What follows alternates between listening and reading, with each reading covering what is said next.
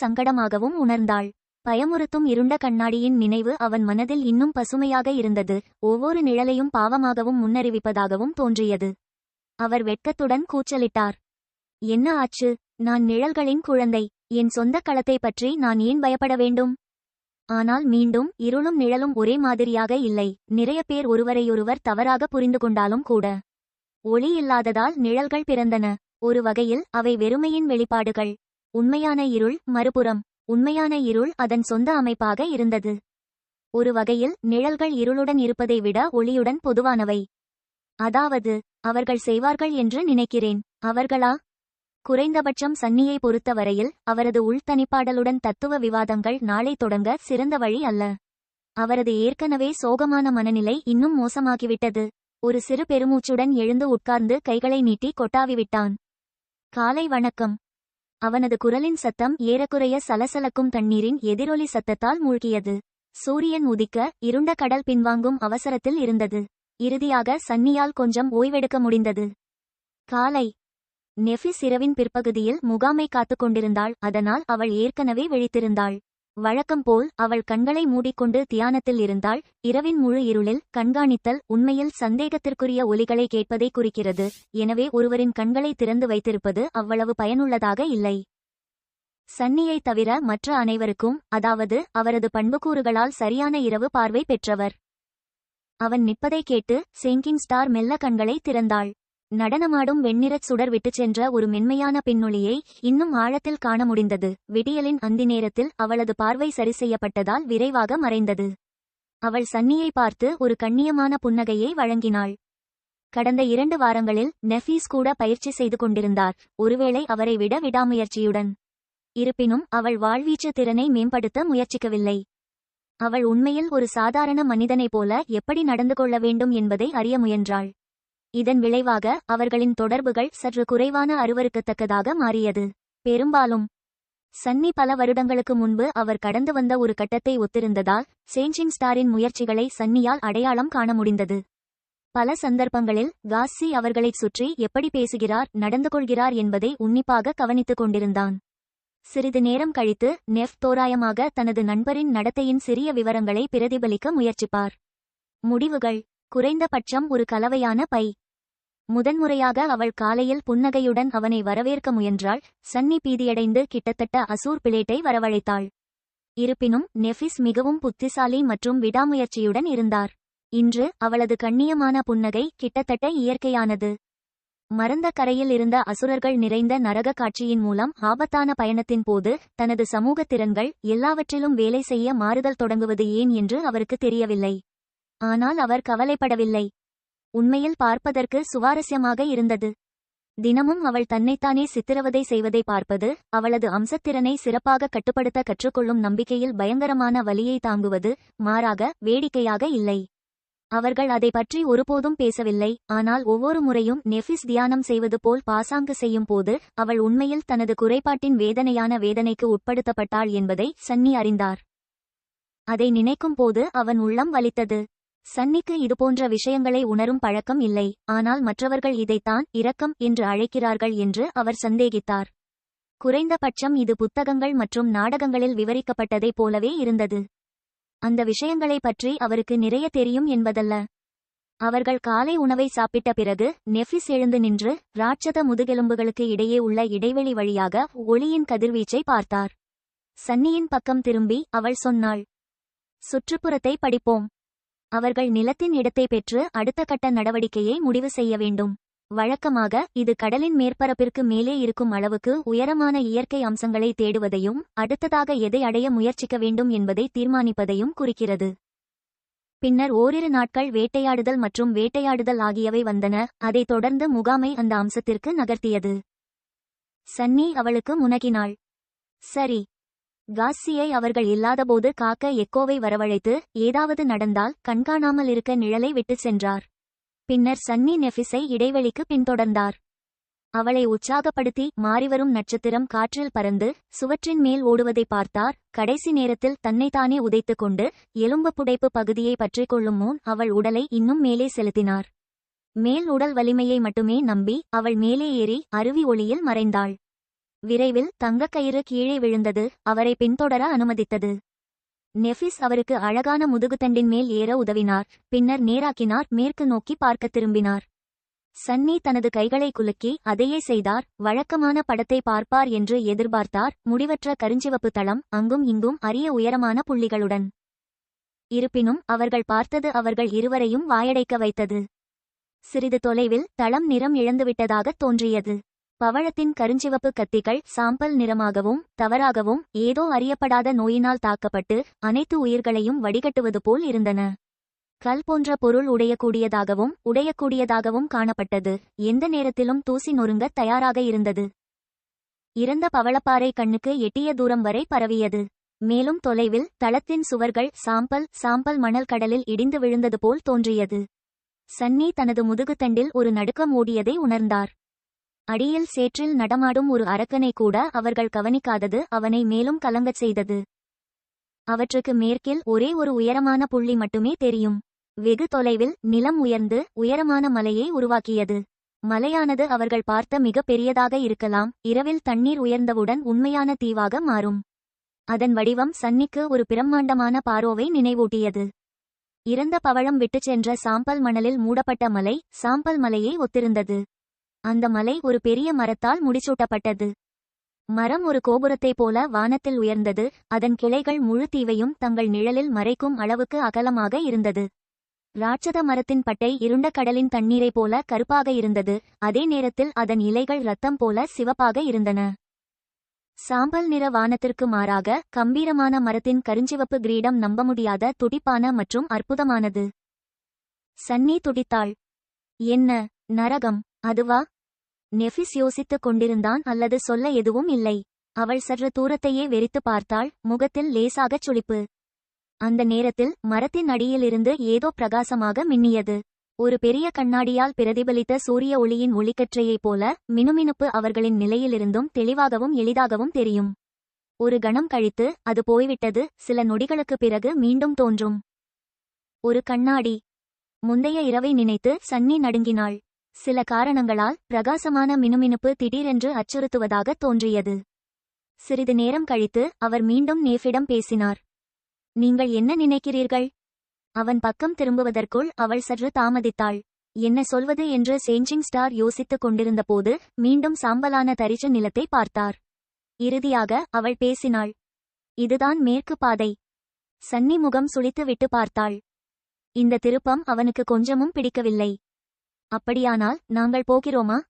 நெஃபிஸ் ராட்சத மரத்தின் முகத்தை நோக்கி திரும்பி அதன் ஆடம்பரத்தால் பாதிக்கப்பட்டது போல் தயக்கத்துடன் தோள்களை குலுக்கினார். நமக்கு விருப்பம் உள்ளதா? சிறிது நேரம் கழித்து அவர்கள் ராட்சத கடல் அசுரனின் எச்சங்களை கைவிட்டு மேற்கு நோக்கி நகர்ந்தனர். அவர்களுக்கும் ஆஷன் பாரோவுக்கும் இடையில் இருந்த தரிசு நிலத்திற்குள் நிலைமையை சரிபார்க்க திட்டமிட்டனர். ஆரம்பத்தில் அவர்கள் விசித்திரமான தீவை அணுக திட்டமிடவில்லை. இருப்பினும் அவர்கள் தரிசு நிலத்திற்குள் நுழைந்தவுடன் விஷயங்கள் அசாதாரணமாக மாறியது. அவர்களின் கால்களுக்கு கீழே சாம்பல் மணல் மற்றும் அவர்களைச் சுற்றி இறந்த பவளச் சுவர்கள். தெரியாத ஆபத்தை எதிர்கொள்ள குழு முழுமையாக தயாராக இருந்தது. லெவியதன் முதுகுத்தண்டின் உச்சியில் இருந்து இந்த பகுதியில் எந்த அரக்கனும் நடமாடுவதை அவர்கள் காணவில்லை என்ற உண்மை இருந்தபோதிலும் சன்னியோ அல்லது நெஃபிஸோ இந்த விசித்திரமான பகுதியில் யாரும் அவர்களை தாக்கப் போவதில்லை என்று உண்மையாக நம்பவில்லை.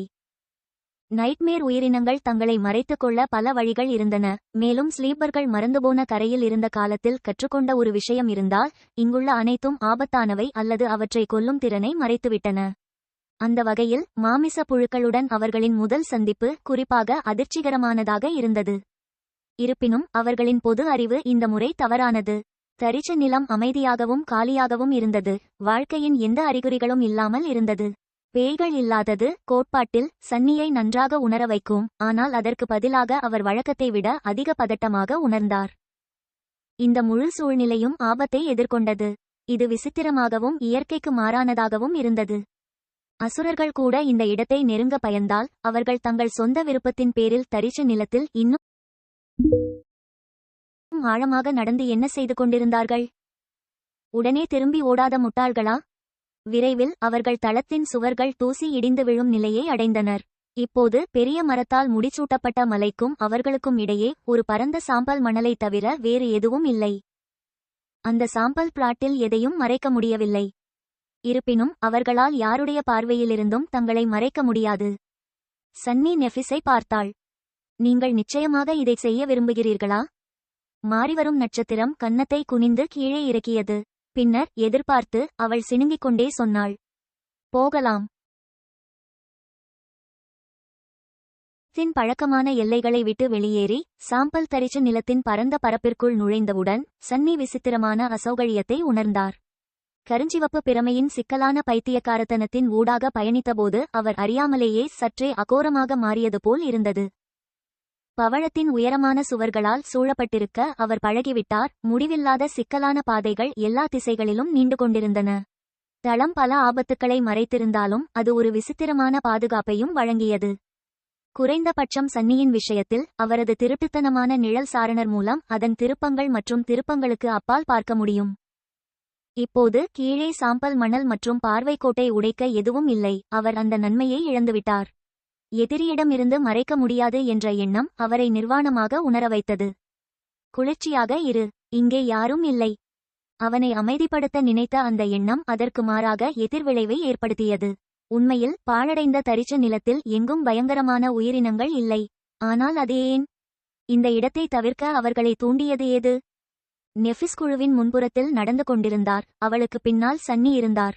எக்கோ பின்புறத்தில் மெதுவான வேகத்தில் நகர்ந்தது. அவர் சுற்றி பார்த்தார். சிறிது தயக்கத்திற்கு பிறகு குறைந்த குரலில் கூறினார், எனக்கு இது பிடிக்கவில்லை. நெஃபிஸ் தனது வழக்கமான அலட்சியமான முகபாவத்துடன் அவனை பார்த்தாள். திரும்பி அவள் வெறுமனே சொன்னாள், எச்சரிக்கையாக இருங்கள். அவர்கள் அமைதியாக முன்னோக்கிச் சென்றனர். கால்களுக்கு கீழே மணல் சத்தமிட்டது. ஒரு டஜன் அல்லது அதற்கு மேற்பட்ட நிமிடங்கள் கழித்து சேங்கிங் ஸ்டார் தன் கையை உயர்த்தி அவர்களை நிறுத்தும்படி சைகை செய்தார். சன்னியிடம் திரும்பி அவள் கேட்டாள், உன் நிழல் எதையாவது கவனித்ததா? அவன் தலையை ஆட்டினான். இல்லை, அங்கும் இங்கும் சில முறைகேடுகள் உள்ளன, சிறிய குழிகள் அல்லது ஆழமற்ற குழிகள் போன்றவை, ஆனால் எதுவும் நகரவில்லை. பெரும்பாலும் அது தட்டையாகவும் உயிரற்றதாகவும் தெரிகிறது. அவர் காசியிடம் திரும்பி தயக்கத்துடன் கேட்டார், ஏதாவது கேட்கிறதா? சில சமயங்களில் அவளது கூரிய செவித்திறன் அவனது நிழல் உணர்வை விட மிகவும் பயனுள்ளதாக இருந்தது. அவர்கள் ஸ்ட்ரோமில் சிக்கியபோது தோழர்கள் எதையும் கவனிப்பதற்கு முன்பே ஏதோ தவறு இருப்பதை காசியால் உணர முடிந்தது. ஆனால் இம்முறை எந்த பயனும் இல்லை. அவள் வெறுமனே தலையை அசைத்தாள். அவர்களைச் சுற்றி அசாதாரண ஒலிகள் எதுவும் இல்லை என்பதை குறிக்கிறது. நெஃபிஸ் பெருமூச்சு விட்டபடி தலையை தாழ்த்தி யோசித்தாள். பின்னர் அவள் தொலைவில் உள்ள அஷேன் பாரோவை ஒரு பார்வை பார்த்தாள்.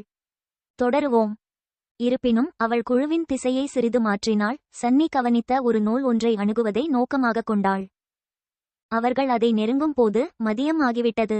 சூரியன் அவர்களின் தலைக்கு மேலே இருந்தது. அவர்களின் நிழல்கள் சிறியதாகவும் வடிவமற்றதாகவும் இருந்தது. சன்னியின் சொந்த நிழல் திரும்பி வந்து இப்போது அவன் கால்களுக்கு கீழே மறைந்து உருவமற்ற இருள் போல தோன்றியது. நாளின் இந்த நேரம் அவருக்கு மிகவும் பிடித்தது. நெஃபிஸ் தன் வாளை வரவழைத்து அதன் தன்மையை அறிய முயன்று மெதுவாக குமிழியை நெருங்கினான். சுற்றியுள்ள அனைத்தும் தட்டையானவை என்பதைத் தவிர அதில் குறிப்பிடத்தக்க எதுவும் இல்லை. அது இல்லை. சன்னி போல உயரமானதாக, சற்றே நீள்வட்டமாகவும் மற்ற தரிச்ச நிலங்களைப் போலவே சாம்பல் மணலில் மூடப்பட்டதாகவும் இருந்தது. இது ஆபத்தானதாக தெரியவில்லை, ஆனால் சரிபார்ப்பதில் எந்த தீங்கும் இல்லை. சரி, பெரும்பாலும் சில பயனுள்ள தகவல்களை அவர்களுக்கு வழங்கலாம். சேஞ்சிங் ஸ்டார் தன் கையை நீட்டி குமிழியின் மேற்பரப்பை தொடவிருந்தபோது சன்னியின் நிழல் திடீரென்று அவர்கள் வந்த தளத்தின் விளிம்புகளில் தூரத்தில் ஏதோ நகர்வதை கவனித்தது. உள்ளுணர்வின் அடிப்படையில் சன்னி எதிரொலியை நோக்கி குதித்து நெஃப்விடம் சீறினார். மறை. அதே நேரத்தில் அவர் துப்புரவு தொழிலாளியை வெளியேற்றினார். திடீரென்று தன் மலையை இழந்த காசி தன் கைகளை மேலே தூக்கி வீழ்ந்தாள். இளவரசி கேரியில் அவளை பிடித்துக்கொண்டு சன்னி குமிழியை நோக்கிச் சென்று தன்னை தரையில் தாழ்த்தி பார்வையற்ற பெண்ணை தனக்கு இடையில் வைத்துக்கொண்டு நெஃபிஸை குனிந்து கொண்டான். சேஞ்சிங் ஸ்டார் காசியின் தோளில் ஒரு கையை வைத்து கண்களில் மௌனமான கேள்வியுடன் அவனை பார்த்தாள். ஆபத்தா? சன்னி தனது உள்ளங்கையை திறந்து ஒரு கையை உயர்த்தி காத்திருக்கச் சொன்னார். அவரது நிழல் ஏற்கனவே முழங்காலுக்கு பின்னால் இருந்து எட்டிப் பார்த்து இயக்கத்தின் மூலத்தை கவனமாக கவனித்தது. ஏற்கனவே சிறிது தொலைவில் சாம்பல் மணலில் இருந்து தளம் இறந்த சுவர்கள் உயர்ந்தன. திடீரென்று அவர்களில் ஒருவர் சரிந்து ஒரு பெரிய உருவத்தால் இடித்தார். சாம்பல் மணல் மேகத்தால் சூழப்பட்ட அந்த உருவம் முன்னோக்கி நகர்ந்து தரிச்ச நிலத்தின் தட்டையான மேற்பரப்பில் நுழைந்தது. 8 கால்கள், 2 பயங்கரமான எலும்பு அரிவாள்கள், இரத்தம் தெறிக்கப்பட்ட பழங்கால கவசம் போல தோற்றமளிக்கும் கருப்பு மற்றும் கருஞ்சிவப்பு கார்பேஸ். மற்றொரு நூற்றுவர். சன்னி அமைதியாக சபித்தாள். அவர்கள் முன்பு 2 முறை இந்த அரக்கர்களுடன் சண்டையிட்டனர், 2 முறையும் வென்றனர். எவ்வாறாயினும் ஒவ்வொரு போர்க்களமும் தங்களுக்கு சாதகமாக நன்மைகளை அடுக்கிக் கொள்ள கவனமாக தயார்படுத்தப்பட்டதால் ஏராளமான திட்டமிடல் மற்றும் வஞ்சகமான சூழ்ச்சிகள் தங்கள் பங்கில் இருந்தன. அவர்கள் ஒருவரை நேரடி மோதலில் கொல்ல முடியும் என்று அவருக்கு தெரியவில்லை, குறைந்தபட்சம் கடுமையான சேதம் இல்லாமல் இல்லை. நெஃபிஸ் பக்கம் திரும்பி சன்னி கிசுகிசுத்தார். ஒரு கார்பேஸ் செஞ்சுரியன் தளத்திலிருந்து வெளியேறினார். அவள் சிணுங்கினாள். காசி இதற்கிடையில் அவரது கையை லேசாக தொட்டு கேட்டார். எங்கே போகிறது? சன்னி கண் சிமிட்டினார், பின்னர் நிழலின் பார்வையில் கவனம் செலுத்தினார். சிறிது நேரத்தில் நிம்மதியுடன் மூச்சை வெளியேற்றினார். இது ஆஷன் பேரோவை நோக்கிச் செல்வது போல் தெரிகிறது. நாம் இந்த மடிப்புக்கு பின்னால் மறைந்திருந்து அதன் போக்கை மாற்றாமல் இருந்தால் அது நம்மை கவனிக்காமல் இருக்க அதிக வாய்ப்பு உள்ளது. சேஞ்சிங் ஸ்டார் ஒரு நொடி யோசித்துவிட்டு தலையசைத்தார். அதை கண்காணித்து ஏதாவது மாறினால் உடனே சொல்லுங்கள். முடிந்தவரை சிறியதாகவும் அமைதியாகவும் இருக்க முயற்சித்து மூவரும் தங்கள் உடலை மடியில் அழுத்தினர். மறைக்க நிறைய இடம் இல்லை, எனவே அவர்கள் ஒருவருக்கொருவர் தடைபடுவதை தாங்க வேண்டியிருந்தது. சரி, ஒருவேளை தாங்க என்பது சரியான வார்த்தை அல்ல. மற்ற சூழ்நிலைகளில் கூட சன்னி அந்த சூழ்நிலையை அனுபவித்திருக்கலாம். என்ன யோசிக்கிறாய் முட்டாள்? டீலி அசுரன் மீது கவனம் செலுத்து என்று தன்னைத்தானே திட்டிக்கொண்டு கோபமாக நினைத்தான். ஆனால் காசியின் மென்மையான உடலை அவனது மீது அழுத்தி கவனம் செலுத்துவது மிகவும் கடினமாக இருந்தது. கொடிய மான்ஸ்டர்! கடைசியாக தனது மனதை சாக்கடையில் இருந்து வெளியே எடுக்க முடிந்தது. சன்னி பெருமூச்சு விட்டு சதத்தை கவனிப்பதில் கவனம் செலுத்தினார். ஹல்கிங் உயிரினம் தரிசு நிலத்தின் வழியாக நகர்ந்து மெதுவாக நெருங்கி வந்தது. விரைவில் ஒவ்வொரு கருஞ்சிவப்பு நிறக்கோடுகளையும் ஒவ்வொரு ஸ்பைக்கையும் அதன் வெயில் நிறைந்த கார்பேஸில் அவரால் பார்க்க முடிந்தது. இருப்பினும் அவனது கண்கள் வேறு ஏதோ ஒன்றின் மீது ஒட்டிக்கொண்டன. நூற்றுவர் அதிபதியின் அரிவாள்களுக்கு இடையே கவனமாக பிடித்துக்கொண்டு ஹிப்னாட்டிக்குள் ஒளியுடன் ஒரு அழகான படிகம் மின்னியது. அது பிரகாசமாகவும் விசித்திரமாகவும் கவர்ச்சியாகவும் இருந்தது. ஒரு அதீத ஆன்மா ஷார்ட். ராட்சத சுறா போன்ற உயிரினத்தின் எச்சங்களிலிருந்து ஒரு ஜோடி செஞ்சுரியன்கள் அத்தகைய 2 படிகங்களை மீட்டெடுக்கும் போது அவர்கள் ஏற்கனவே இதேபோன்ற காட்சியை பார்த்திருக்கிறார்கள். எனவே அது அவர்களின் இலக்காக இருந்தது. சன்னி ஆஷன் பேரோவின் மேல் நிற்கும் அற்புதமான மரத்தை பார்த்தார். அதன் ஓனிக்ஸ் கிளைகள் மற்றும் துடிப்பான கருஞ்சிவப்பு இலைகளுடன் அது கண்கவர் மற்றும் கம்பீரமாக இருந்தது. நரகத்தின் ஆழத்தில் மறைந்திருக்கும் புனிதமான ஒன்று போல. அவர் தனது கண்டுபிடிப்புகளை குழுவுடன் பகிர்ந்து கொண்டார். அவரது கிசுகிசுவை முடிந்தவரை அமைதியாக வைத்திருப்பதில் கவனமாக இருந்தார். நூற்றுவர் தலைவன் அவர்கள் மறைந்திருந்த இடத்தை கடந்து செல்லவிருந்தான். அதன் பாதைக்கும் குமிழிக்கும் இடையே சிறிது தூரம் இருந்தபோதிலும் சன்னி இன்னும் பதட்டமாகவே இருந்தார். இது மிகவும் ஆபத்தான தருணம். அசுரன் இடியுடன் சமமாக வந்து கண் இமைக்காமல் முன்னோக்கிச் சென்றான். அவர் மூச்சை வெளியேற்றினார். இது பாரோவை நோக்கி நடந்து கொண்டிருக்கிறது. நெஃபிஸ் ஓய்வெடுக்கவில்லை. எந்த நேரத்திலும் தெற்கே செல்லும் விஷயங்கள் தயாராக உள்ளன. அதை பின்பற்றுங்கள். சன்னி தலையசைத்தார். ஒரு கணம் கழித்து அவரது நிழல் குமிழியின் பின்னால் இருந்து நழுவியது. நைட்மேர் உயிரினத்தை ரகசியமாக பின்தொடர்ந்தது. நிழல் கட்டுப்பாட்டின் வரம்பு எவ்வளவு மேம்பட்டது! சாம்பல் மலையின் அடிச்சுவடுகளுக்கு அதை வால் பிடிக்கும் திறனை அவர் உறுதியாக நம்பினார். நூற்றுவர் தரிசு நிலத்தை தாண்டிய துண்டை அரிவாளுக்கு இடையே இறுக பற்றிக் கொண்டார். அதன் தாங்குதல் சற்றே விசித்திரமாக இருந்தது. கிட்டத்தட்ட பத்தியுடன் இருந்தது. ஒரு மர்மமான புனிதமான தலத்தை நோக்கி ஒரு யாத்ரீகர் நடந்து செல்வது போல் இருந்தது. விரைவில் அது ஆஷன் பேரோவை நெருங்கி கண்ணுக்கு தெரியாத சில கோட்டை கடக்க பயப்படுவது போல் திடீரென்று நின்றது. பின்னர் நூற்றுவர் அந்த துண்டை மணலில் கவனமாக வைத்துவிட்டு அதிலிருந்து பின்வாங்கினார். அதன் கண்கள் தரையில் திரும்பியது. பளபளக்கும் படிகத்திலிருந்து விலகிய பிறகு பாரிய உயிரினம் மண்டியிட்டது. சன்னி தனது கண்களை தேய்க்க வேண்டியிருந்தது. அவர் பொருட்களை பார்க்கவில்லை என்பதை உறுதிப்படுத்திக் கொள்ள வேண்டும். அவர் இல்லை. காராபேஸ் நூற்றுவர் தனது 8 கால்களையும் வளைத்து தரையில் தாழ்த்தினார். பணிவுடன் தனது பயங்கரமான அரிவாள்களை அதன் குனிந்த உடற்பகுதியின் முன்வைத்தார். சன்னியின் விசித்திரமான நடத்தையை கவனித்த நெஃபிஸ் புருவத்தை உயர்த்தினார். என்ன அது? அவன் தயங்கினான். காத்திருங்கள். இந்த நேரத்தில் மண்டியிட்ட அசுரனிடமிருந்து சிறிது தொலைவில் பாதுகாப்பாக மறைந்திருந்த அவரது நிழல் ஆஷன் பேரோவின் மேற்பரப்பில் ஒரு சிறிய மாற்றத்தை கவனித்தது. லெவியதன் முதுகுத்தண்டின் உச்சியிலிருந்து அவர்கள் பார்த்த பிரகாசமான மினுமினுப்பு திரும்பியது. இந்த நேரத்தில் அது இன்னும் கண்மூடித்தனமாக இருந்தது. உயர்ந்து நின்ற மரத்தின் கிளைகளால் படர்ந்திருந்த நிழல்களிலிருந்து மினுமினுப்பு காற்றில் எழுந்து நகரியல்களின் வழியாக ஒரு பெரிய அசுரன் மலையிலிருந்து இறங்கி வந்து கொண்டிருந்தது. சன்னி விழுங்கினார். அவரது வெளிப்பாடு இருட்டாக மாறியது. இந்த உயிரினம் ஒரு வீட்டைப் போல பெரியதாக இருந்தது. அதன் 8 பிரிவு கால்கள் உயரமான தூண்களை ஒத்திருந்தது. அதன் வடிவம் துப்புரவு பணியாளர்கள் மற்றும் செஞ்சுரியன்களைப் போலவே இருந்தது. நண்டு போன்ற கார்பேஸ் மற்றும் நீண்டு கொண்டிருக்கும் ஓரளவு மனித உருவம் கொண்டது. இருப்பினும் அவர்களுக்கு இடையேயான ஒற்றுமைகள் இங்குதான் முடிந்தது. சிட்டினுக்கு பதிலாக பெஹிமோத்தின் ஓடு பளபளப்பான உலோகத்தால் ஆனது. அதன் முழு உடலும் ஒருமுறை உருகிய ஒரு சிலுவைக்குள் மூழ்கியது போல் இருந்தது. அதிலிருந்து ஒரு ஊடுருவ முடியாத பளபளப்பான கவசத்தில் பொதிந்திருந்தது. சூரிய ஒளியின் கதிர்கள் கார்பேஸின் குரோம் மேற்பரப்பில் இருந்து பிரதிபலித்தது. சன்னி கவனித்த பிரகாசமான மினுமினுப்பை உருவாக்கியது. பிரம்மாண்டமான ஆனால் விசித்திரமான நேர்த்தியான அசுரன் ஒரு மாபெரும் நைட்டியை ஒத்திருந்தது. அதன் மார்பில் செதுக்கப்பட்ட 7 நட்சத்திரங்களின் வடிவங்களை கவனித்ததாக சன்னி சத்தியம் செய்ய தயாராக இருந்தார். இருப்பினும் அந்த மாவீரர் கெட்டுப்போய் தீயவராக இருந்தார். மரணத்தையும் படுகொலையையும் விதைப்பதற்காக நரகத்திலிருந்து வரவழைக்கப்பட்ட அரக்கனைப் போல அது ஒரு மோசமான ஒளியை வெளிப்படுத்தியது. உயிரினத்தின் பளபளப்பான கவசம் நீண்ட துண்டிக்கப்பட்ட கூர்முனைகளால் மூடப்பட்டிருந்தது. அதன் மனித உருவம் 4 வலிமையான கரங்களை கொண்டிருந்தது. 2 சக்தி வாய்ந்த பிஞ்சர்களுடன் முடிவடைகிறது. மற்ற 2 லேசர் கூர்மையான பயங்கரமான அரிவாள்களுடன். அரக்கனின் தலை ஒரு தோட்டக்காரனின் தலையை விட அதிகமாக உச்சரிக்கப்பட்டது மற்றும் பல உயரமான கூர்மையான கொம்புகளுடன் முடிசூட்டப்பட்டது. அதன் உலோக முகம் கிட்டத்தட்ட மனிதனை போன்றது, ஆனால் ஒரே நேரத்தில் வெறுக்கத்தக்க வகையில் கொடூரமானது மற்றும் மிருகத்தனமானது. அதை பார்த்தாலே சன்னியின் தோல் படபடத்தது. அந்த விஷயம் பயமாக இருக்கிறது.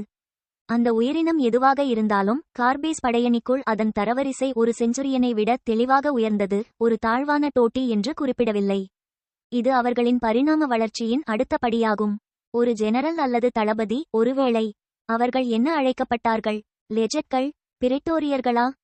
மூச்சை பிடித்துக்கொண்டு அஷேன் பேரோவில் இருந்து காரபேஸ் அரக்கன் இறங்குவதை சன்னி பார்த்தார். ஆன்மாவை தாண்டிய ஆன்மாவின் முன் நின்று அது மண்டியிட்ட நூற்றுவர் தலைவனை சுருக்கமாக பார்த்தது. கொடிய கண்விழித்த அசுரன் பெரிய கனவு உயிரினத்தை கண்டு பயந்தது போல் அதன் பார்வையில் சுருங்கியது. சன்னிக்கு அது எப்படி இருந்தது என்று தெரியும், ஏனெனில் அவன் அதையே செய்தான். ஏனெனில் அவனது நிழலின் மறைவிடத்தை பேஹிமோத்தின் கண்கள் சுருக்கமாக சறுக்கியது. செஞ்சுரியனை கவனிக்காமல் காரபேஸ் அரக்கன் பளபளக்கும் படிகத்தை எடுத்துக்கொண்டு திரும்பினான். பிறகு அது அவசரமில்லாமல் ராட்சத மரத்தின் கிளைகளின் நிழலுக்கு திரும்பியது. சன்னி மெதுவாக மூச்சை வெளியேற்றினாள். சன்னி, என்ன நடக்கிறது? அவன் முகத்தில் கவலையும் ஆர்வமும் நிறைந்திருந்த காசியை பார்த்தான். சிறிது நேரம் தயங்கிய பிறகு அவர் கூறினார், ஒரு புதிய அச்சுறுத்தல் உள்ளது. சிறிது நேரம் அமைதியாக இருங்கள், நான் பின்னர் விளக்குகிறேன். உயரமான மலையின் அடிச்சுவடுகளுக்கு திரும்பி காரபஸ் நூற்றுவர் இறுதியாக மீண்டும் நிற்க தயாராக இருந்தார். சன்னி குழப்பத்தில் இருந்தார். அசுரன் தளம் திரும்பும் வழியில் அவர்களின் மறைவிடத்தில் தடுமாறாமல் பார்த்துக்கொள்ள அவனை பின்தொடர வேண்டியிருந்தது. இருப்பினும் ஆஷென் பேரோவின் உச்சியில் உள்ள அதன் குகையில் காரபேஸ் அரக்கன் என்ன செய்கிறான் என்பதை பார்க்க அவர் மிகவும் ஆர்வமாக இருந்தார். விஷயங்களை சரியாகச் சிந்திக்க நேரமில்லை. அவசரமாக முடிவெடுத்து சன்னி தனது நிழலை சாம்பல் மணலின் மேல் படும்படி அனுப்பினார். அது கராபீஸ் செஞ்சுரியனின் கண்களை திறமையாக தவிர்த்து சில நொடிகளுக்குப் பிறகு உயரமான மலையில் ஏறிக்கொண்டிருந்தது. ஒரு பார்வை. நான் ஒருமுறை பார்த்து விடுகிறேன். கம்பீரமான மரத்தின் கருஞ்சிவப்பு கிரீடத்தின் ஆழமான நிழலில் மறைந்திருந்த நிழல் சாய்வில் சறுக்கி காரபேஸ் அரக்கன் பார்வையில் இருந்து மறைந்த இடத்தை நெருங்கியது. மலையின் உச்சியில் தரையில் இலைகள் உதிர்ந்தன. ஆஷென் பாரோ உண்மையில் அவர்கள் முன்பு சந்தித்த எந்த உயர் இயற்கை அம்சத்தையும் விட பெரியதாக இருந்தது. உண்மையான தீவாக பரந்த மற்றும் விசாலமானது. இருப்பினும் பாரிய உயிரினத்தின் தூண் போன்ற கால்களால் விட்டுச் சென்ற தடயங்களை எளிதாக காண முடிந்தது. அவர்கள் நிழலை தீவின் மையத்திற்கு அழைத்துச் சென்றனர். அங்கு அப்சிடியன் மரத்தின் மகத்தான தண்டு தரையில் இருந்து உயர்ந்து அதன் பரந்த வேர்கள் எல்லா திசைகளிலும் நீண்டுள்ளது. காரபேஸ் அரக்கன் மரத்தின் அடியில் நின்று அதன் கீழ் கிளைகளை மேலே பார்த்து கொண்டிருந்தது. அதீத துணுக்கு இன்னும் அதன் பிஞ்சரில் இறுக்கியிருந்தது. என்ன பார்த்து கொண்டிருக்கிறது? சன்னி அந்த உயிரினத்தின் பார்வையில் நிழலை சுவடு செய்து கருஞ்சிவப்பு இலைகளுக்கு இடையில் பல வட்டமான பசியை தூண்டும் பழங்கள் தொங்குவதை கவனித்தார். அவற்றில் ஒன்று குறிப்பாக பழுத்த தோற்றமளித்தது. திடீரென்று அரக்கன் ஆன்மாவை மணலில் இறக்கி அதை முற்றிலும் மறந்து அதன் உடலை உயர்த்தினான். அது ஒரு பிஞ்சரை மேலே நீட்டி பழத்தை மெதுவாக பிடித்து அதன் மீது இழுத்தது. எந்த எதிர்ப்பும் இல்லாமல் பழம் கிளையை கிழித்தது. அதை உடையக்கூடிய மற்றும் மிகவும் விலையுயர்ந்த ஒன்றாக பிடித்துக்கொண்டு பாரிய உயிரினம் மெதுவாக தரையில் தன்னை தாழ்த்தி கொண்டது. பிறகு பழத்தை கவனமாக வாயில் கொண்டு வந்து ஒரு சிறிய கடித்தது. அது பழங்களை சாப்பிடுகிறதா? இந்த அருவருப்பு சைவமா? சன்னிக்கு தான் பார்த்ததை பற்றி உறுதியாக தெரியவில்லை. சன்னிக்கு வேறு வழியில்லை. தனது நிழலை விட்டு மலையின் அடிவாரத்திற்கு விரைந்து செல்லும்படி கட்டளையிட்டார். நேரம் முடிந்துவிட்டது. மேலும் அவர் காராபேஸ் செஞ்சுரியனை பிடிக்க விரும்பினால் அவர் அவசரமாக செயல்பட வேண்டும். விழுந்த இலைகளின் மேல் சறுக்கி நிழல் அஷென் பேரோவில் இருந்து இறங்கி தளம் திசையில் பறந்து பின்வாங்கும் அசுரனை விரைவில் பிடித்தது. பியூ! மிகுந்த நிம்மதியை உணர்ந்த சன்னி சதமடித்த பாதையில் தாங்கள் மறைத்து வைத்திருந்த குமிழ் தன்னை மோதவிடாமல் பார்த்து கொண்ட சன்னி கடைசியில் தன்னை சற்று ஆசுவாசப்படுத்திக் கொண்டாள். அறிவாள் ஏந்திய அசுரன் முற்றிலும் மறைந்து போகும் வரை காத்திருந்தான். அதற்குள் அவன் மெல்ல எழுந்தான். இப்போது வெளியே வருவது பாதுகாப்பானது. நெஃபிஸும் காசியும் எழுந்து நின்று கைகால்களை நீட்டி மசாஜ் செய்தனர். குமிழியின் பின்னால் மறைந்திருந்தபோது அவர்கள் ஒருவருக்கொருவர் எவ்வளவு இறுக்கமாக அழுத்தினார்கள் என்பதை திடீரென்று நினைவு கூர்ந்த சன்னி வெட்கத்துடன் சிவப்பதை தவிர்த்தார். அது அவசியமான நடவடிக்கை. அந்த சூழ்நிலையிலிருந்து தன் சிந்தனையை விலக்கிக் கொள்ள சரியான தருணத்தில் காரபேஸ் அரக்கன் தோன்றியதில் அவன் ஏறக்குறைய மகிழ்ச்சியடைந்தான். என்ன நடந்தது? நெஃபிஸ் அவனை பார்த்து புருவத்தை உயர்த்தினான். ஒருமுறை அவளது அலட்சிய வெளிப்பாடு மிகவும் உறுதியானதாக தெரியவில்லை. சன்னி அவ்வளவு தூரத்தில் இல்லாத அஷேன் பேரோவை பார்த்து நடுங்கினாள். முன்னால் ஆபத்து இருக்கிறது. நாம் எலும்பு பகுதிக்கு திரும்ப வேண்டும். நாங்கள் பாதுகாப்பாகவும் முகாமிற்கு வந்தவுடன் எல்லாவற்றையும் விளக்குகிறேன். அவள் ஏதோ சொல்ல வாயை திறந்தாள். ஆனால் அதை பற்றி நன்றாக யோசித்து அமைதியாக இருந்தாள். அவனுக்கு ஒரு தலையசைப்பை கொடுத்தாள். அவர்கள் கட்டியெழுப்பிய நம்பிக்கை அந்த அளவுக்கு போதுமானதாக இருந்தது. சன்னி எக்கோவை வரவழைத்து அதன் உடற்பகுதியில் தங்க கயிற்றை கட்டி காசியின் தற்காலிக சேணத்தை மீண்டும் அதன் கார்பேஸில் வைத்து பார்வையற்ற சிறுமியை தனது இருக்கையில் ஏற உதவினார். சேணம் பைகளை எடுத்துக்கொண்டு அவற்றை மீண்டும் தொட்டியில் பொருத்திவிட்டு ஒரு அடி எடுத்து வைத்தார். அவர்கள் செல்ல தயாராக இருந்தனர். அதற்கு முன் சன்னிக்கு இன்னும் ஒரு காரியம் இருந்தது. குன்றின் அருகே வந்து தன் கைகளால் மணலை அதன் மேற்பரப்பில் இருந்து துலக்கினான். விரைவில் ஓனிக்ஸ் கருப்பு மேற்பரப்பு கீழே தெரியவந்தது. ஆஷென் பேரோவின் மையத்தில் இருந்து வளரும் பிரம்மாண்டமான மரத்தின் பட்டையின் அதே நிறத்தில் அது இருந்தது. உண்மையில் தரிச்ச நிலத்தின் இந்த பகுதியில் தரையில் இருந்து சற்று மேலே உயர்த்தப்பட்ட மரத்தின் ராட்சத வேர்களில் ஒன்றின் ஒரு சிறிய பகுதிதான் இந்த மடிப்பு. சன்னி சுற்றி பார்த்தார். இந்த சாம்பல் கடலின் அளவை கணக்கிட முயன்றார். இறுதியாக கருஞ்சிவப்பு வளையத்தின் மாபெரும் இணைப்பிலிருந்து அனைத்து உயிர்களையும் வடிகட்டியதை அவர் புரிந்து கொள்ளத் தொடங்கினார். மீண்டும் எலும்பு முகடுக்குள் அவர்கள் நெருப்பை சுற்றி அமர்ந்திருந்தனர். வறுத்த இறைச்சியின் சுவையான வாசனை காற்றை நிரப்பியது. சன்னியின் வயிற்றில் சங்கடமான ஒலிகளை உருவாக்கியது. ஆனால் இன்னும் சாப்பிட நேரம் வரவில்லை.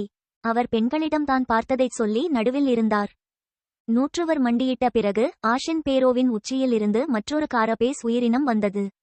இது மட்டும் நாம் முன்பு பார்த்தவற்றில் ஒன்றல்ல. இது செஞ்சுரியனை விட 2 மடங்கு எளிதாக இருந்தது. 6 அல்லது 7 மீட்டர் உயரம். இதன் எடை எவ்வளவு என்று என்னால் கற்பனை செய்து பார்க்க முடியவில்லை. நகரும் வீடு போல் இருந்தது. நெஃபிஸ் முகம் சுளித்தார். தங்கள் வழியை தடுப்பதில் இப்படியொரு பெஹிமோத் இருப்பதை அறிந்து மகிழ்ச்சியடையவில்லை. மேலும் அதன் கார்பேஸ் சிட்டினால் ஆனது அல்ல. மாறாக இது ஏதோ வித்தியாசமான உலோக கலவை போல் தெரிகிறது. அதை நாம் வெட்ட முடியும் என்று நான் நினைக்கவில்லை. அந்த அரக்கனின் கவசத்தில் எந்த இடைவெளியையும் நான் கவனிக்கவில்லை. மூட்டுகளைச் சுற்றி கூட இல்லை. காசி தன் தலையை தன் தோழியின் பக்கம் திருப்பினாள். இருப்பினும் மாறுதல் நட்சத்திரம் அமைதியாக இருந்தது. சன்னி பெருமூச்சு விட்டாள். கூடுதலாக அந்த பொருளுக்கு வழக்கமான 2க்கு பதிலாக 4 கைகள் உள்ளன. ஒரு ஜோடி பின்சர் மற்றும் ஒரு ஜோடி அரிவாள்கள். அவை நூற்றுக்கணக்கானவை விட பெரியவை. அதன் கார்பேஸ் கூர்முனைகளால் சிதறிக் கிடக்கிறது. அதன் தலையில் நீண்ட கொம்புகள் உள்ளன. அதுவும் தெரிகிறது. ஓ, இன்னும் மனிதனை போன்றது. இது கிட்டத்தட்ட ஒரு முகம். அது மிகவும் அசிங்கமானது. நாங்கள் முன்பு எதிர்கொண்ட அனைத்தையும் விட. நெஃபிஸ் சிந்தனையில் இருந்தான். சிறிது நேரம் கழித்து அவள் சொன்னாள், இது அநேகமாக விழித்திருக்கும் பேயாக இருக்கலாம். ஒரு ஆன்மா கோர் கொண்ட கனவு உயிரினங்கள் மிருகங்கள் என்றும் 2 கோர்கள் கொண்டவை அரக்கர்கள் என்றும் அழைக்கப்பட்டன. 3 கோர்கள் பேய்கள் என்று அழைக்கப்படும் உயிரினங்களின் வகுப்பைச் சேர்ந்தவை. அவற்றுக்கு மேலே பிசாசுகள் 4 கோர்களுடன் உள்ளன. சன்னி அவளுக்கு ஒரு தலையசைப்பை கொடுத்தார். அவளுடைய முடிவில் அவர் உடன்படுகிறார் என்பதை குறிக்கிறது. அல்லது ஒரு பிசாசாக இருக்கலாம். எப்படியிருந்தாலும் அந்த பயங்கரமான பாஸ்டர்டை நாம் எப்படி வேண்டுமானாலும் தவிர்க்க வேண்டும் என்று நினைக்கிறேன். சேஞ்சிங் ஸ்டார் தலையை கொஞ்சம் சாய்த்து அவனை முறைத்தாள். ஒரு நிமிடம் மௌனம் மட்டுமே நிலவியது. சன்னி பல்லை கடித்து பின் பெருமூச்சு விட்டான். பிறகு 2 முறை கண் சிமிட்டினான். இறுதியாக அவர் அவளுக்கு ஒரு அழிவுகரமான வளைந்த புன்னகையை கொடுத்தார். நான் யூகிக்கிறேன், நீ அதை கொல்ல விரும்புகிறாய். நீ அதை கொல்ல விரும்புகிறாய். நெஃபிஸ் தனது வழக்கமான படிக்க முடியாத முகபாவத்துடன் அவனை பார்த்து கொண்டே இருந்தாள். சிறிது நேரம் கழித்து சன்னி சிரித்துக்கொண்டே நம்ப முடியாமல் தலையை ஆட்டினான். உனக்கு உண்மையிலேயே பைத்தியம். அது நாம் பேசுவது ஒரு விழித்தெழுந்த பேய், நினைவிருக்கிறதா? நாங்கள் தூங்குபவர்கள் என்பதை நீங்கள் மறந்துவிட்டீர்களா? பிறகு முகம் சுளித்து தலையை வருடினான். வா, கொஞ்சம் பொறு.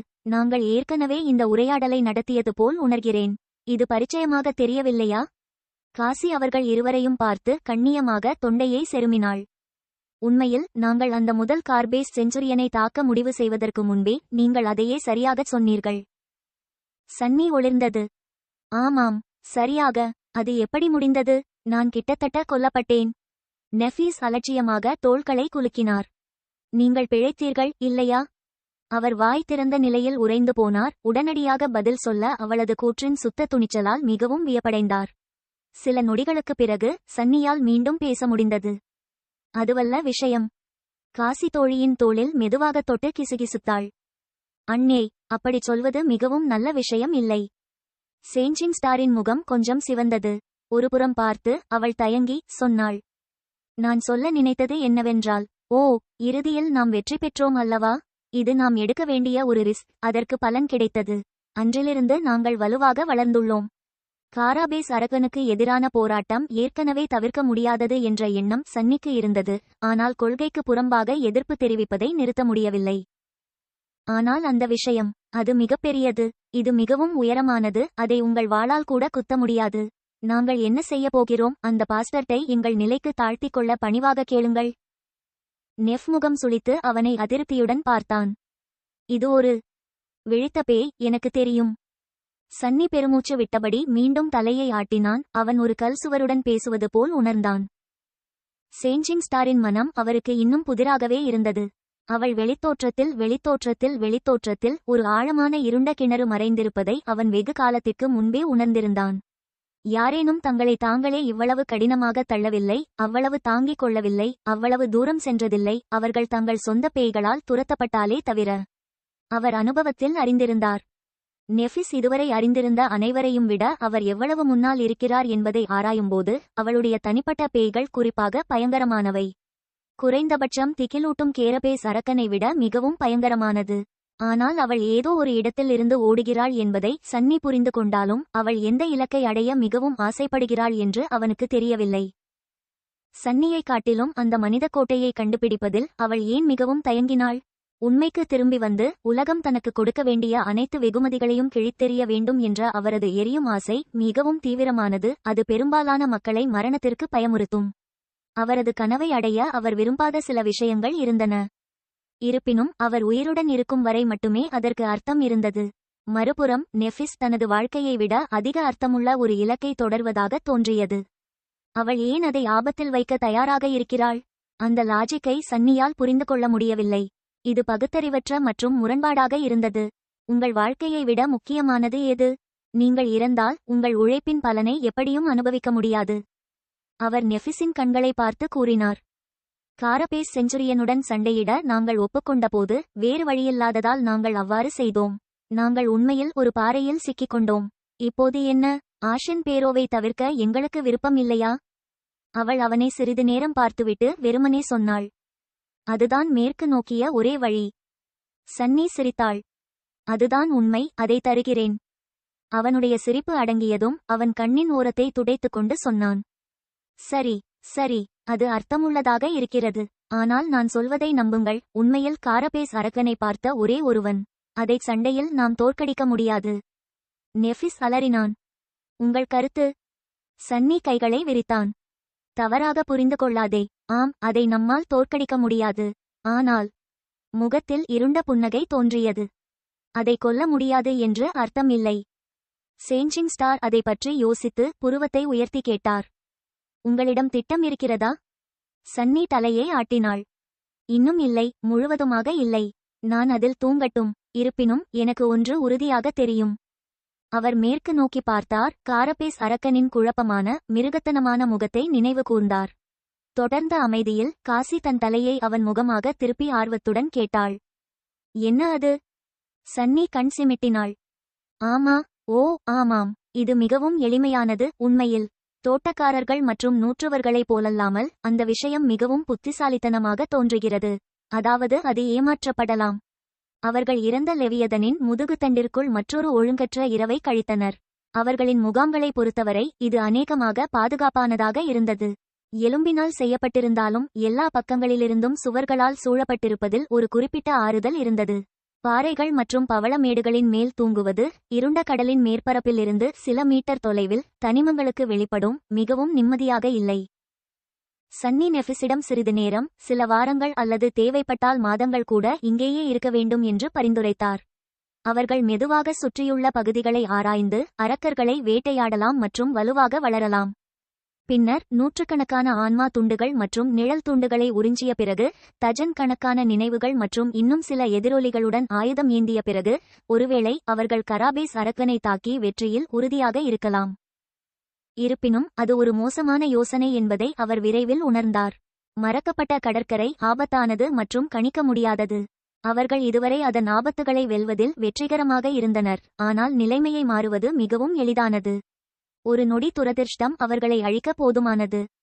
ஒரு தவறான திருப்பம், ஒரு துரதிர்ஷ்டவசமான சந்திப்பு அவர்களால் கையாள முடிந்ததை விட ஒரு எதிரி மற்றும் அவர்களின் வாழ்க்கை முடிந்துவிடும். அதுவும் அவர்கள் அன்றாடம் போராட வேண்டிய அருவருக்கத்தக்க பயங்கரங்களின் வழக்கமான மிருகத்தனத்தை பற்றி மட்டுமே. ஆழமான இருண்ட கடலின் கற்பனை செய்ய முடியாத பயங்கரங்களை குறிப்பிடாமல் தளம் மிகவும் திகிலூட்டும் இரகசியங்களையும் இருப்புகளையும் மறைத்தது. அவர்கள் இங்கு செலவழித்த ஒவ்வொரு கூடுதல் நாட்களும் ஏதோ ஒரு அபாயகரமான மற்றும் தவிர்க்க முடியாத நிகழ்வுக்கு வாக்களித்தது. காராபேஸ் அரக்கனை கூடிய விரைவில் எதிர்கொள்வதே அவர்களின் உயிர் வாழ்வதற்கான சிறந்த நம்பிக்கையாக இருந்தது. ஒருவேளை அதை தோற்கடித்த பிறகு அவர்கள் இறுதியாக வாக்குறுதியளிக்கப்பட்ட கோட்டையின் உயரமான சுவர்களை பார்க்க முடியும். ராட்சத உயிரினத்தை பற்றி யோசித்து அதை எப்படி கொல்வது என்ற யோசனையின் புதிய விதைக்கு வடிவம் கொடுக்க முயற்சித்த சன்னி இரவு முழுவதும் தூக்கி எறிந்தார். காலை நெருங்கிவிட்டதால் அவர் இறுதியாக உறங்க முடிந்தது. அரை மணி நேரம் கழித்து கவனமாக தோள்பட்டையை அசைத்த காசியால்தான் எழுந்தார். சன்னி குழப்பத்துடன் பார்வையற்ற பெண்ணை பார்த்து கண் சிமிட்டினார். என்ன அது? அவள் நெஃபிஸிடம் சைகை செய்து அவளை அருகில் வரச் சொன்னாள். பிறகு கொஞ்சம் வெளிர் தைரியத்தை வரவழைத்து கொண்டு சொன்னாள். எனக்கு இன்னொரு பார்வை இருந்தது. காரபேஸ் அரக்கனை பற்றிய ஒரு பார்வை. கொண்டாள். எழுந்து உட்கார்ந்து அவசரமாக கண்களை தேய்த்துவிட்டு பார்வையற்ற பெண்ணை பார்த்து கேட்க தயாரானான். நெஃபிஸ் அவர்களை அணுகி அமர்ந்தார். விடியலின் மங்கலான வெளிச்சத்தில் அவள் முகம் தெரியவில்லை. கடந்த காலம் அல்லது எதிர்காலம்? சன்னி கண் சிமிட்டினாள். சரி, நானே கேட்டிருக்க வேண்டும். காசி சிறிது நேரம் யோசித்தார். பின்னர் தயக்கத்துடன் பதிலளித்தார். கடந்த. நான் நினைக்கிறேன். ஒரு சிறிய இடைநிறுத்தத்திற்கு பிறகு அவளுடைய வெளிப்பாடு உறுதியானதாக மாறியது.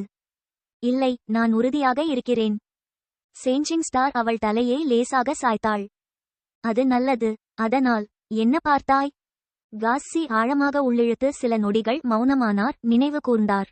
அவள் முகம் கொஞ்சம் வெளிரியது, ஆனால் இந்த முறை அவள் பயத்தை எதிர்கொள்ள தயாராக இருந்தாள். ஆஷன் பேரோவை நான் இரவில் ஆழமாக பார்த்தேன். புயலில் சூழ்ந்திருந்தது. காற்று பெரிய மரத்தின் கிளைகளை உடைக்கத் துடித்தது போல் வளைந்து கொண்டிருந்தது. தீவு இடி மின்னல்களின் தொடர்ச்சியான சரமாரிகளால் பிரகாசித்தது. வானத்திலிருந்து வெள்ளம் போல் மழை பெய்தது. அவள் இடைநிறுத்தப்பட்டு மூச்சை இழுத்து தொடர்ந்தாள். கராபேஸ் அரக்கன் புயலின் நடுவில் பளபளப்பான எஃகினால் ஆன அசைக்க முடியாத கோட்டை போல நின்று கொண்டிருந்தான். அவனுடைய கவசத்தின் கூர்முனைகளுக்கு இடையே மின்சார வளைவுகள் நடனமாடிக்கொண்டிருந்தன. ஆனால் பேய் அதை கவனிக்கவில்லை. அவன் சன்னி விவரித்தது போலவே பெருமையாகவும் கெட்டவனாகவும் பயங்கரமாகவும் இருந்தான். காசி கண்களை மூடினாள். நான் அவர் கண்களை பார்த்தபோது வெறுமை மற்றும் ஊழலை உணர்ந்தேன். புயல் கரையத் தொடங்கும் வரை அவர் கவனித்தார். காற்று வலுவிழந்து மழை நின்றது. பெரிய மரம் முன்பு போலவே பிரமாதமாக உடைக்கப்படாமல் நின்றது. ஆனால் பின்னர் கடைசி மின்னல் வானத்திலிருந்து விழுந்து அதன் அருகே தரையில் மோதியது. சன்னி தனது கதையை மிகுந்த கவனத்துடன் கேட்டுக் கொண்டிருந்தாள், பயனுள்ள தகவலை கேட்கும் நம்பிக்கையுடன். எனவே அந்த அரக்கன் மின்னலுக்கு அஞ்சவில்லை. அவமானம். அதன் உலோக காரபேஸ் மூலம் புயலின் போது மரத்தடியிலிருந்து அதை கவர்ந்து இழுக்க நான் ஆசைப்பட்டேன். வெளிப்படையாக அது வேலை செய்யாது. இதற்கிடையில் காஸ்ஸி தொடர தயாராக இருந்தார்.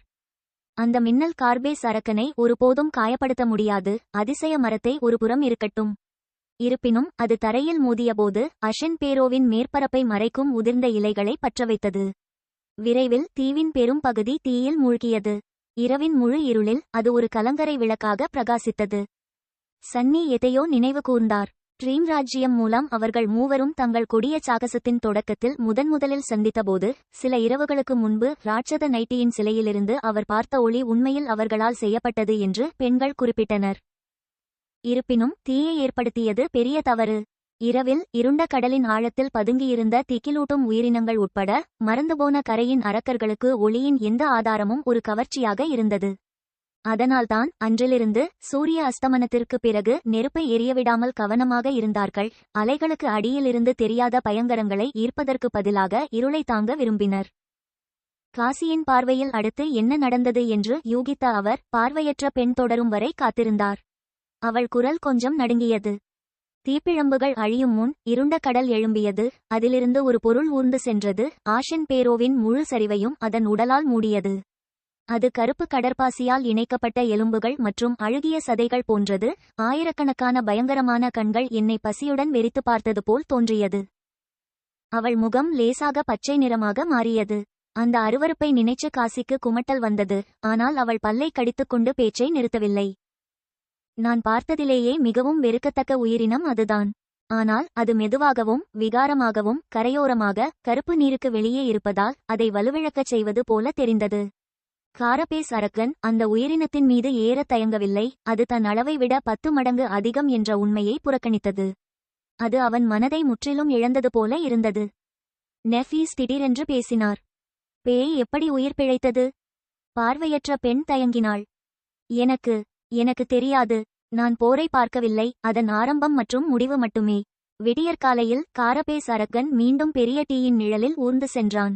அவர் பலத்த காயம் அடைந்தார். பல கால்கள் காணாமல் போயிருந்தன, அரிவாள் விரிசல்களால் மூடப்பட்டிருக்கும். அவள் ஒரு கணம் நிறுத்திவிட்டு அமைதியான குரலில் சொன்னாள். மிக பயங்கரமான காயம் அவனது மார்பில் இருந்தது.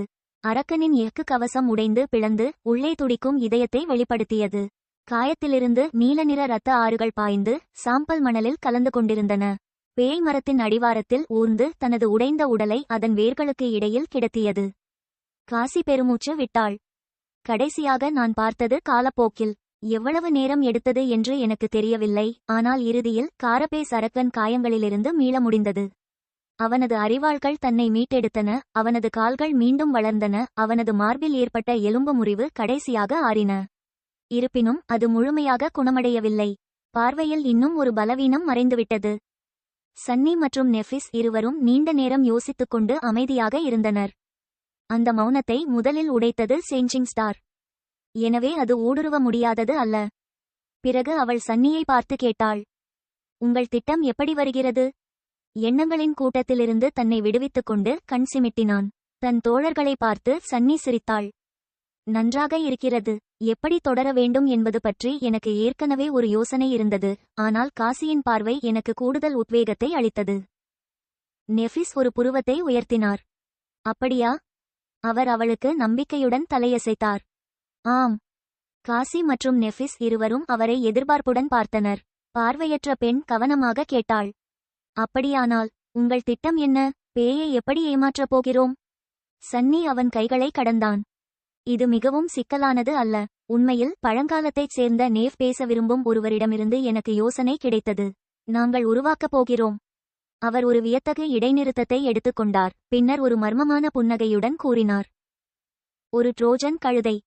இருப்பினும் அவர்களின் எதிர்வினை அவர் எதிர்பார்த்தது அல்ல. 2 பெண்களும் கண் சிமிட்டினார்கள். பின்னர் சிக்கலான வெளிப்பாடுகளுடன் அவரை பார்த்தார்கள். சரி, காஸ்ஸி பார்வையற்றவளாக இருந்ததால் வெறித்து பார்க்கவில்லை. ஆனால் அவள் முகம் மாறிவரும் நட்சத்திரத்தின் முகம் போலவே இருந்தது. விசித்திரமானது. இப்ப என்ன? சன்னி தலையின் பின்பகுதியை சொரிந்து சற்றே வெட்கப்பட்டு தொண்டையைச் செருமினார். ஓ, நான் தவறான வார்த்தையை பயன்படுத்தியுள்ளேனா? ஒடிசியஸ் பையன் ஒரு மரவிலங்கை கட்டினான் என்று நினைத்தேன்.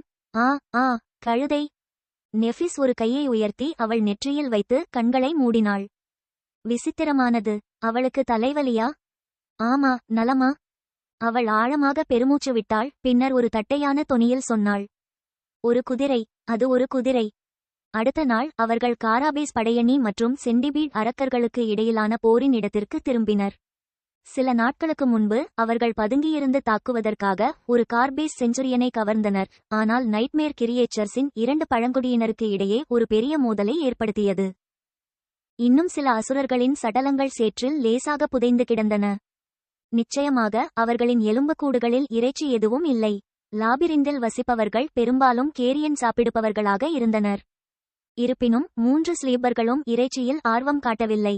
அவர்கள் வேறு எதற்காக வந்தார்கள்?